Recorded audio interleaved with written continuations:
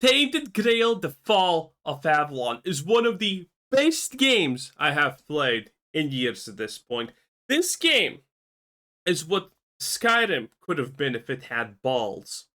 And this is coming from someone who is a Fallout New Vegas supremacist, baby, obviously. I openly say that Fallout 3 was complete overrated garbage and shit. And even 4 was better than it, okay? So this means a lot, honestly. So there's a massive new patch dropping for Tainted Grail, The Fall of Avalon. Patch 0.9, the one and Future King, brings in some massive overhauls and tons of new content. The prologue gets changed, combat and magic is more fluid, there are new quests, bosses, and tons of other stuff that we're going to check out in this video. I also got a chance to play the new patch before release, thanks to the devs kindly providing me early access to it. This is also a sponsored video, mind you. How does he just one-shot someone like that? What the hell? I can't do that. And I'm playing on normal, which is technically the lowest difficulty. And I have to say, this game is hot. This game is not what you would expect. Oh, everything's gonna be easy. No. Combat is fun and hard and rewarding, okay? Winning a battle is always a reward in this, even though you may actually not literally get anything useful from winning a battle. But despite experience. But winning a battle is winning a battle. Unless you're playing summons. I'm pretty sure you can cheese a lot with summons. It seems like super easy mode. I'm playing a stealth. Well, kind of an assassin, but I also mix in magic and a little bit of bows when I feel just like effing around a little bit because it's fun. But yeah, I mean, if you're playing not a melee character, I guess. Yeah, if you get surrounded by 3 enemies, you're gonna get killed. The first time you encounter, for example, these dudes, you're like, oh, they're gonna be slow and shit. Well, you actually think about everything in this game as they're gonna be slow. No, everything is fast, everything comes at you, everything evades your range attacks, and if you stay at the range too long, they're literally gonna throw stuff at you and you're dead. Okay? These guys could actually two-shot you. It is crazy. It is crazy. Everything is dangerous. This game does something that not a lot of games have done for me in the past. It makes me fearful to go into combat. And there are so many situations. Well, this is not really one of them. But this is right in front of the cemetery, I think. And the cemetery is the first place you're like, oh shit, this is bad. Because you very quickly understand in this game, wait a minute, if I'm gonna get, if there's 3 enemies that are fast, move fast, I'm probably dead if I just fight them blindly. And that's true. And the cemetery is gonna be a place where, you know, you can see like multiple enemies like right here up in the compass, but you can't see them because it's foggy and you can't barely see anything. So one wrong move and you know you're gonna be encroached by like a million skeletons and die, and you can't just one-shot them, and they do a lot of damage, like literally everything in this game. And it creates a sense of danger for the combat, okay? You go into a place and you're like, now I don't want to deal with this. There's probably a boss somewhere and it's gonna one-shot me. Oh god, it's so good. So massive thanks to the team for the opportunity. Totally follow the links down below and check the game out as well as the new update. That being said, the game was dubbed as Dark Fantasy Skyrim by many of the folks who played it since its first launch in early access back. I don't even know if you can defeat. This is the tutorial, by the way. This is like the end tutorial boss. And yeah, I don't even know if you can. I mean, trying to melee this thing is gonna kill you real fast. In 2023, and I tend to agree, it definitely captures a part of that feeling when you first started playing, but with a more gritty and darker setting. And given its very positive reception on Steam, I thought this... Okay, so one thing also, you can't just mindlessly swing. This is why you're gonna lose against groups. You see that green stuff right here? That's stamina. You attack, you waste stamina. You dodge, you waste stamina. You run fast, you don't regenerate stamina. Okay? All of these things. And yeah, I mean, be attacked by 2 zombies. Use a bow, run out of stamina. Congratulations, you're close to death. And suddenly you understand, like, wait a minute, this is why I have literally 50 potions in my bags constantly? Yes. Yes. One wrong situation and you're using all of your potions. That's why. This was a great time to jump in. For those who didn't get to try it out yet, Tainted Grail: The Fall of Avalon is an adaptation of the board game with the same name. Ah, these guys are absolutely amazing. Dude, this game does such a great thing of subverting your expectations. Like, you go to the first big keep and you're like, okay, I'm gonna talk to everyone. There's actually a lot of people to talk to there. And you quickly understand that talking to everyone is not useful. They will literally fucking call you an idiot and just demand that you do stupid shit for them if you want to. But sometimes doing, but you know, it effectively just teaches you, yeah, having a conversation with every NPC is not really great in a lot of situations. Figure out that some of the NPCs are not actually worth talking to because they're just gonna want stuff from you, best case scenario. And other times it's just absolutely subverting of expectations. You know, there are so many situations where this game subverts your expectations in the most wildest ways possible, by the way. It is absolutely insane. And yes, here you can, by the way, kill almost anyone, I guess. I accidentally attacked one of the Knights of the Round Table at the opening tutorial level. He killed me. Before the first city, there's this guy who calls you trash because you're a peasant and everything's going to shit, and he tells you, well, I can do one favor for you. If you want, we can have a duel and I'll just kill you and you can die like a knight. And you're like, who is this guy? I just found this ability that freezes opponents. I'm gonna whoop your ass, boy. What do you mean? I'm gonna whoop it so hard you're gonna die. And I'm gonna take your shit. Because you can take all the shit that they have on themselves. And I'm like, okay, let's fight. And I die in 0.3 seconds. No time to react, no nothing. One shot instantaneously. Dialogue ends, he already cut my head off. Lesson learned. Not gonna go and fight with that guy. Okay, and there's so much for this stuff like this. Hey, here's the baddie. Okay, oh, now we're having a conversation with the baddie, and we're like discussing things. And at the end, like, I guess I don't want to actually kill you. And he's like, well, that was a great discussion, but now, I mean, did you honestly think you're gonna just go away now? No, I'm gonna kill you now because that's what I do. Oh, and these guys, have fun. Have fun first encountering them. Again, everything is a trap in this world, even though this game does not have actual traps. Released back in 2019, a fully fledged open world with tons of choices, tons of places, dungeons, boss fights, as well as a grim and twisted reimagining of Arthurian legends. You pretty much start in the prologue right here, locked inside a jail cell after being previously captured, and this is when the game gives you the option to choose your starting playstyle bonuses. Picking hunting, for example, gives you bonus to archery. There's another one for boost. I picked stay silent because I assume that I can actually, pick what I want. No! Don't pick stay silent. Melee playstyle, but I wanted to play more of a battle mage, so I chose the ancient site of worship. But at no point are you locked in these choices, as the game offers a lot of skill trees to invest points into as you level up, and there's also a magic potion later down the line that you can use to reset your character. Now, it doesn't Multiple potions, by the way, so don't worry about it. You're gonna encounter them pretty fast. take too long for the jailer to be assassinated by a mysterious figure, setting you free in the process. And this is when you first get your bearings. Looting looks quite similar to Skyrim once again. There are actually many similarities over here, plus patch 0.9 brings some big redesigns to most if not all of the UI and I mean, the UI is still terrible, I ain't gonna lie, Chief. The fact that you open the UI with tab... I literally, by the way, contacted the devs about this.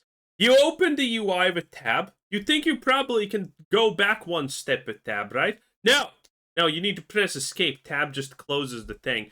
And when you get into this and click on any item, yeah, the UI needs to be reworked a lot. The quick the quick potion uses and shit. It's like, yeah, a lot of stuff needs to be done, okay?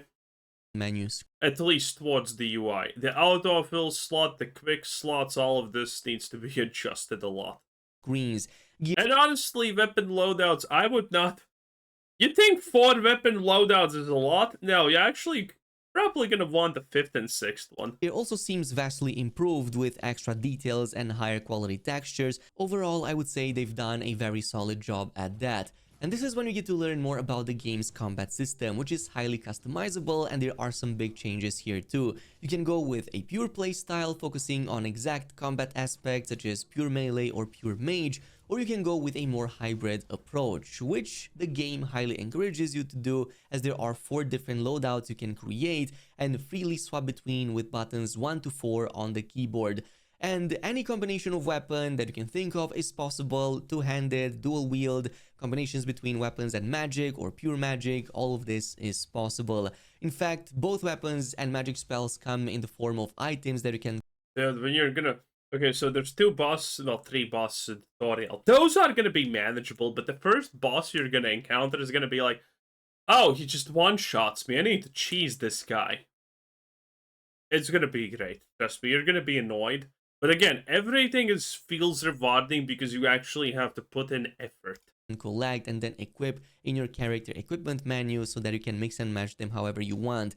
Like I said, I focus more on magic, as that's been revamped in patch 0.9 as well to be more fluid and dynamic, and it definitely feels as such.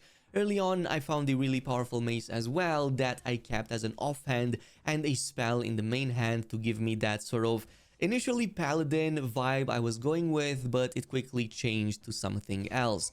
There are many elementals in the game you can pick from, such as fire, even necromancy. However, one of the strongest that worked for me early on was definitely ice, just because it's great at both damage, but also at eventually either slowing or even completely freezing enemies. Yep. This trivializes a lot of things, but you still kind of need to be patient. It also helps that the loot system further provides very strong options from early on, so there are definitely places you're going to want to visit, going to dungeons and taking down enemies, fighting bosses to slowly uncover even better variants. I'm sorry, but I had so much trouble in these places. What the fuck? Okay, not trouble, but I look at this gameplay and he seems more Am I not playing on normal? Did I actually pick a higher difficulty? And I'm loving it? Of these attacks. Spells also have a short and a charged version, where short casting usually fires one singular projectile, dealing lower damage but at a faster rate and consuming less mana, while the charged versions are typically way stronger, oftentimes even fire multiple projectiles at the same time, and sometimes even slightly changing the behavior of that spell, such as providing an extra explosion on impact on something like fire spells. So definitely the combat here feels By the way, look at this. This is night. This is night. This is how fucking creepy shit is. fluid. But what about the story? Now the story takes another twist, like I said, on Arthurian legends and Camelot Knights of the Round Table. Right from the prologue, you're slowly starting to realize and uncover that the place you're in is more than just a prison, but rather a place of dark experimentation involving a mysterious plague. And while I don't want to spoil anything about the narrative since it genuinely seems interesting, the prologue has gone through some big overhauls in patch 0.9. The developers mentioning new mini-bosses, more NPCs, and new content to discover. So generally way more stuff to do. And taking your time to talk to everybody can oftentimes lead to great results, including the addition of Most of the time, you're gonna regret it, okay? Pick and choose who you talk to. Not everyone is actually worth talking to. new side quests you can uncover from them. Some NPCs even have funny conversations if you linger, and oftentimes it's rewarding to stay there and hear what they have to say to one another. So despite this being a AA game from a smaller studio, the team really went above and beyond in terms of making the world feel more lively. And that's how I would probably describe Oh god, one of these guys. Again, because this game loves throwing so many curveballs at you. I'm gonna spoil one of the interactions you're gonna have here, okay? Actually, I can spoil too. They're pretty good. Now, actually, I'm gonna leave one for you because it's a minor quest, and you're like, oh, am I gonna even do this? This seems stupid. Well, you know, the twist at the end is pretty good. But one of these is like, hello there, chum. Can you read and write? I can't. But my younger sister is such a great and prosperous and good child. She wrote me a letter. She's going places, great places. Can you read this letter for me? You read the letter and it's like, brother, our family is dead and I'm fucked. Everything is shit. We're dying. It's like such a moment. Everything is good in the world. Reads letter. Yeah, mom and dad got killed. 10 out of 10, bruh. And he's like, oh shit. Yeah. It's great stuff, honestly. And that's how I would probably describe the open world as well. Upon exiting and finishing the That's prologue, a big loot you box. end up to the shores of Avalon, and this is when the game truly opens up. There wasn't much hand-holding here either, as you're free to pretty much make your own adventure. You can decide to pursue the main quest if you want to, or take your sweet time and take some of the adjacent routes, exploring dungeons, underground passages, visiting the nearby town, and no, this is way more damage than I did. I did like 1/5 of this damage that he's doing with this. Visiting the nearby town and taking bounties or going at the local pub. The new patch mentioned a lot of new NPCs and quests that got added, and yeah, I have to agree with that. Maybe even a bit overwhelming at times with how many Oh yeah, definitely. It's a little bit much. But again, it's a great way to teach you that doing everything is not really the point, kinda. NPCs you can talk It's a pick your own adventure type of thing, right? to and how much information they can give. But besides that, there was one aspect of the open world that I found really intriguing, and that was what they call the Weird Night. So this is a whole mechanic in and of itself. As the night settles in, more dangerous creatures will start spawning, making exploration that much more difficult. So you will see these ghosts flying by and attacking you, but by far the most challenging were definitely what they call the weird spawn. So these are dark shades that charge at you with a melee attack that can oftentimes lead to some serious damage. So reacting in time and being on your toes, dodging at the right moment is going to be quite important, or at the very least providing damage before they even reach you.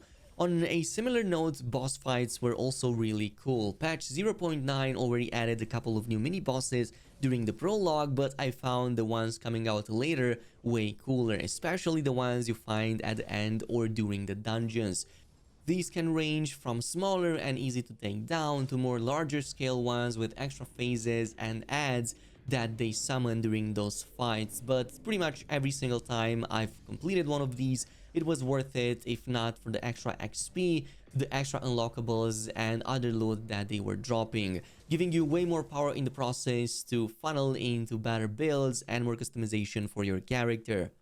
Now, one of the most important aspects of the game, which also got a rework, is character leveling. You will actually see that there are some inspiration from the Souls series. There's a Dark Souls bonfire over here we can use to level up, also fast travel, but it's also useful at identifying gear, cooking, using alchemy to create potions, and so on.